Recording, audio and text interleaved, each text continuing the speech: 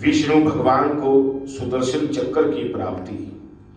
प्राचीन समय की बात है कि दैत्यों के अधिक बलवान हो जाने के कारण उनके तीनों लोकों में अत्याचार बढ़ने लगे। समस्त दैत्य धर्म का लोप करने के लिए उद्यत रहते थे। इन दैत्यों से दुखी होकर सभी देवता ब्रह्मा जी को लेकर भगवान श्री हरि के पास गए और उनसे अपने दुखों का वर्णन किया।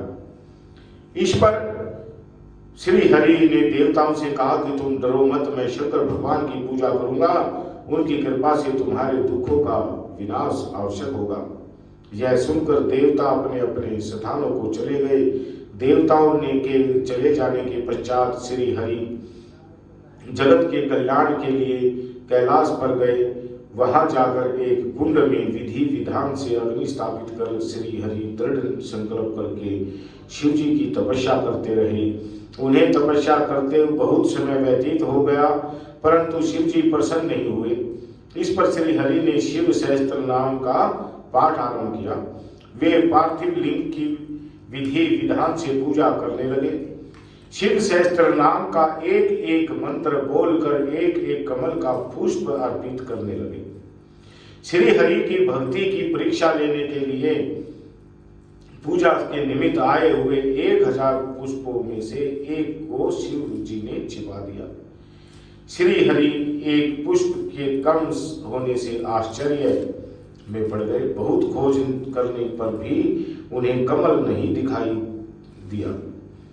इस पर 1000 की संख्या पूरी करने के लिए उन्होंने अपना कमल के समान एक नेत्र निकालकर शिव जी को अर्पण कर दिया।